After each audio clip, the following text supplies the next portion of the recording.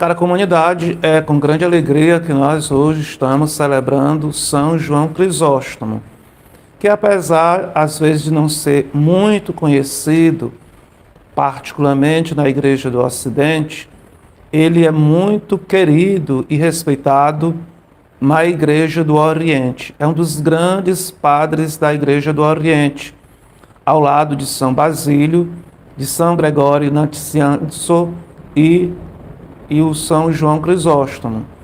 São João, seu nome, Crisóstomo, um título que foi dado, boca de ouro, porque ele foi um pregador do Evangelho muito famoso. Era dito que quando ele pregava, multidões iam escutá-lo. João, ele nasceu de uma família abastada, rica. O seu pai era um tipo de oficial do Império Romano. Sua mãe era também de posses. E logo após o nascimento de João, o pai morre. E a mãe, que era, vamos dizer, rica, tinha um dote de casamento, guardou o seu dote para investir na educação de João, e a herança do pai ficou toda guardada para quando ele precisasse. E a mãe investiu muito na educação deste seu filho. Como tinha condições, fez ele ter os melhores professores da época, e ele era lá de Antioquia. Antioquia, se nós estamos lembrados pelo texto dos Atos, era aquela cidade onde primeiro os seguidores de Nosso Senhor receberam o nome de cristãos. Então, lá nessa cidade, São João recebeu uma educação muito esmerada e dos melhores filósofos da época, e acreditavam até que ele fosse se tornar um grande filósofo da humanidade, assim, vamos dizer, no meio do seu povo. Acontece que por causa das amizades de São João, ele se aproximou muito do ideal cristão e resolveu viver uma vida mais radical. Por considerar a sua mãe, ele viveu na própria casa, um espírito como que monástico. Após o falecimento da sua mãe, ele vai para o deserto, ele vai ser monge do deserto. E passa 4 anos numa gruta lá com outro monge, e depois ele passa mais 2 anos sozinho numa gruta, em oração e penitência. E é dito que ele fez muitas penitências, fez muito jejum. E uma das penitências que ele tinha era de não dormir, passar muito tempo em pé. As penitências que ele fez prejudicaram muito seu estado de saúde, e ele teve que retornar para a cidade. Quando ele retorna para a cidade, ele é ordenado diácono, ele é ordenado também depois presbítero, e o bispo o coloca como seu pregador de destaque. Então, assim, ele se tornou um pregador muito famoso lá na cidade de Antioquia, e a sua fama foi se espalhando para as cidades vizinhas. Quando morre lá o bispo de Constantinopla, Constantinopla foi uma cidade construída no Oriente para manifestar o poder do Império Romano no Oriente. Constantino é uma cidade em homenagem a Constantinopla, a Constantino. Essa cidade, então, perdeu o bispo, faleceu, e o imperador desejou que João fosse o novo bispo, a contragosto de outros bispos do lado do Oriente, particularmente do bispo de Alexandria. Não o queria como bispo, porque ele era um pregador assim, muito exigente. Ele era uma espécie de monge, de uma vida de muita penitência, e alguns consideravam que suas pregações eram muito radicais. Mas então ele é nomeado bispo, a contragosto de outros bispos, para Constantinopla, e é dito que ele sai de Constantinopla às escondidas, porque o povo não iria aceitar que ele saísse da cidade, porque ele era muito querido. Então ele vai para Constantinopla ser o bispo daquela importante cidade, e foi ser bispo. E qual era a catedral dele, gente? Era a Catedral de Santa Sofia. Essa história da igreja, a primeira grande basílica que nós temos do cristianismo é a Basílica de Belém. Depois nós temos essa Basílica de Santa Sofia, que não vamos entrar aqui em detalhes das confusões que existem em torno dela ainda hoje. Pois bem, ele foi um dos bispos daquela época, daquela grande basílica, daquela grande catedral. Mas quando ele chega então em Constantinopla, ele vê um clero muito, vamos dizer, envolvido com o luxo, com as riquezas, com o poder, e também vê os abusos das elites contra os mais pobres, e ele começa e continua na sua missão de pregar o evangelho, e sempre falando contra as injustiças, contra os luxos à custa dos pequenos, das elites, e isto gera um grande conflito, tanto dentro da igreja, como também dentro dos políticos, dentro da família imperial. E uma rainha que, a esposa do rei lá, que era a Eudóxia, ela o perseguiu bastante, porque tinha críticas que ele fazia às mulheres e que, na verdade, essas críticas eram voltadas também para o luxo como a rainha vivia. Então, ele nesse tempo, ele fez diversas pregações e isso foi gerando animosidade com ele das elites. Antes de dizer um pouco do desfecho da situação dele em Constantinopla, desejaria comentar que ele realmente era um homem considerado muito santo. Uma vez uns bárbaros atacaram a cidade e o exército do imperador estava para outro local e João estava na cidade. Quando o exército dos bárbaros foram tomar a cidade sem estar o exército no local, que foram tomar à noite, os soldados do exército inimigo disseram que viram vários anjos impedindo que eles tomassem a cidade. E eles recuaram. Quando chegaram lá para o chefe deles, ele não acreditou, mandou de volta. Essa situação aconteceu 3 vezes a cada noite. Todas as vezes que o exército ia, é narrado isto, que ia tomar a cidade, vamos dizer, esses soldados do exército inimigo tinham visão de anjos que impediam deles atacarem a cidade de Constantinopla. Posteriormente, também é dito que o imperador enviou João para esse exército inimigo, para o general do exército inimigo, e esse general acabou, vamos dizer, se poderia dizer que se converteu. Ele se ajoelhou diante de João e beijou sua mão e botou seus filhos para beijar a mão de João, para nós percebermos assim como ele era considerado um grande santo na época. Mas os discursos dele, que eram muito a favor dos mais pobres, ele dizia, dentre tantas coisas, nós poderíamos resumir, que ele dizia, se nós desejamos mesmo honrar nosso Senhor Jesus Cristo, o honremos no pobre.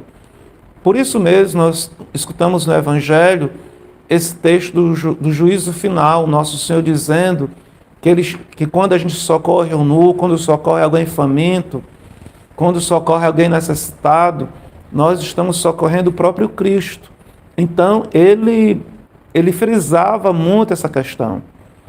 Então, existiram diversos conflitos, que não dá para comentar assim de uma forma tão rápida, tanto políticos como teológicos, religiosos, que levou a imperatriz Eudóxia a reunir os bispos para fazer um sínodo, formar um sínodo para expulsá-lo da cidade de Constantinopla.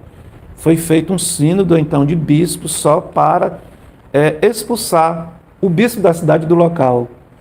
E o povo ficou muito revoltado e ele foi expulso. Depois que ele foi expulso, houve um grande terremoto na cidade de Constantinopla. E o povo ficou considerando que aquilo ali era castigo, porque ele tinha sido expulso injustamente da cidade. Ele é chamado de volta para a cidade. O povo vai com círios, com velas, receber em uma grande procissão ele de volta. Mas depois do sofrimento, do exílio primeiro que ele sofreu, ele não, vamos dizer, ele voltou sofrido, mas continuou os mesmos discursos a favor daquele povo mais simples e sofreu um segundo exílio. Esse segundo exílio, ele escrevia cartas, nós temos diversos textos escritos, é considerado um dos padres que mais escreveu ao início do cristianismo. Mas tem também as cartas dele do exílio, e essas cartas, como influenciava muito o povo de Constantinopla, fizeram que o seu exílio fosse para mais distante, e nesse segundo exílio que ele sofre, ele morre. Ele falece de sofrimento durante esse exílio. Posteriormente, quando morre a rainha, o seu filho, Teodósio, vai trazer do local que ele morreu os seus restos mortais. É dito que, não estou lembrado quantos anos depois, 12 anos, uma coisa assim, depois que ele faleceu, o filho da imperatriz, do imperador, traz de volta os restos mortais de João Crisóstomo para ser enterrado na Basílica dos Apóstolos em Constantinopla. Por ironia do destino, ao lado da imperatriz Eudóxia, que tanto perseguiu. E o filho rezava muito e pedia a ele a graça dele como santo, que o povo tinha como santo, do perdão dos pecados de sua mãe. Mas a história de João é muito incrível, porque a história de João não termina quando ele morre. Porque ele morre, então, os restos mortais dele vão para Constantinopla. Depois, mais ou menos pelos anos 1200, os cruzados, vendo que havia a possibilidade de Constantinopla cair nas mãos dos muçulmanos, pegaram os restos mortais de João Crisóstomo e levaram para Roma. Os restos mortais dele foram para Roma. Mas é dito que a caveira dos restos mortais dele foi para o Monte Athos, e que numa batalha que teve com os russos exigiram da região como espólio de guerra a caveira do São João Crisóstomo. A caveira do São João Crisóstomo foi então levada para Moscou. Quando foi posteriormente, o Monte Athos reivindicou de volta essa caveira do João Crisóstomo para o local que tinha sido tirado. Vamos dizer, o czar lá de Moscou, dos russos, não aceitou e pagou vamos dizer, uma reparação por não devolverem a terra de onde tinha sido tirada a caveira. Posteriormente, não é? Isso já faz pouco tempo, se não me engano, em 2000, pelos anos 2000 agora, entre 99, não bem lembrada a data, mas foi no pontificado do João Paulo II. Já no pontificado do João Paulo II, os ortodoxos da Igreja Oriental, o povo lá de Constantinopla, pediram à Igreja de Roma restos mortais do João Crisóstomo de volta para Constantinopla. Se não me engano, o Papa João Paulo II cedeu, se não me engano, foi um fêmur, uma parte dos ossos da ossada do João Crisóstomo que retornou para Constantinopla. Então nós temos restos mortais do João Crisóstomo em Roma e restos mortais do João Crisóstomo em Constantinopla, e tinha lá uma caveira, uma alçada também restos mortais do João Crisóstomo em Moscou. Acontece que em Moscou houve uma revolução comunista, e aquela revolução comunista destruiu muitas igrejas. Nós temos registros ainda e vídeos de igrejas do lado da Rússia, do lado oriental, sendo dinamitadas. Então, o local onde estava a caveira de São João Crisóstomo era dentro do Kremlin, na Igreja da Dormição, que com a Revolução Comunista, essa caveira foi tirada deste local e passada para o museu. Depois da queda do muro de Berlim, com a queda do,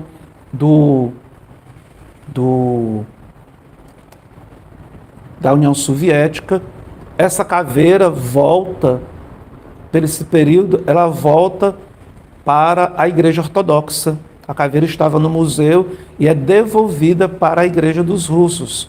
E há pouco tempo foi colocada numa igreja que foi construída, reconstruída. Eu não sei especificamente qual foi dessas igrejas, se foi a Igreja da Ressurreição, que essa caveira foi colocada de volta para ser reverenciada pelo povo de Deus. Gente, é uma verdadeira loucura essa situação em torno do João Crisóstomo.